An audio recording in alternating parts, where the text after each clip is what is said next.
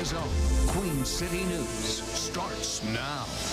Well, first tonight, not guilty. Within the past few hours, a Rock Hill jury found a former officer not guilty in his assault trial.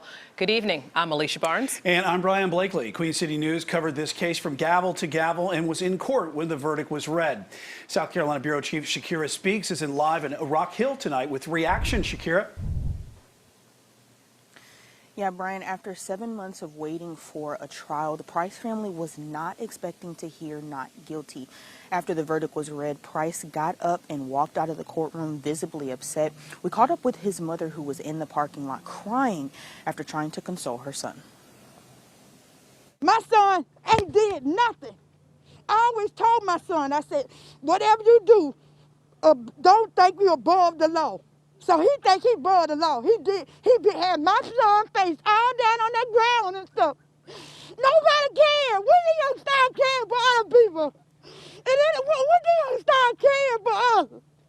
My son was just beat down for no reason. No reason at all. He had did nothing. She says she doesn't understand how the officers gave him permission to approach his brother, but then allowed another officer to, quote, rough him up. I asked Price how he felt about the verdict as he walked out of the courthouse, and he said he wasn't happy about it, but his attorney advised him not to speak to the media. Moments after the verdict was read, former Officer Jonathan Moreno and his family had a small hug while the judge addressed the courtroom. And this is what he had to say afterwards. The last memory I have, I literally got the dinner break.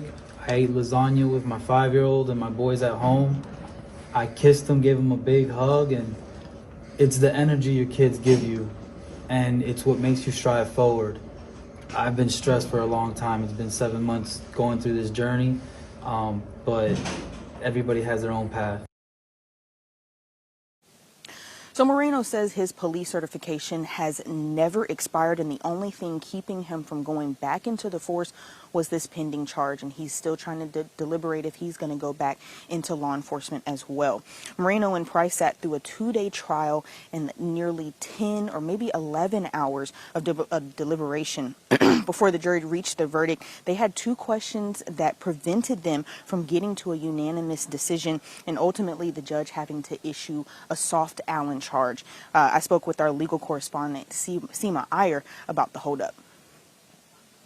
The use of force jury instruction, I believe, hung up the jury a bit, because the jury has to put themselves in Moreno's shoes, and specifically not as just some random person on the street, but as a police officer in that circumstance, faced with Ricky Price, a known criminal, a known danger, in a chaotic situation with other officers involved, and almost transferring his fear, his subjective fear of Ricky Price onto Travis Price. Whether that is warranted or not, that is how Moreno felt in the moment. And the jury was left to decide whether Moreno's actions based upon Moreno's views were reasonable at that time.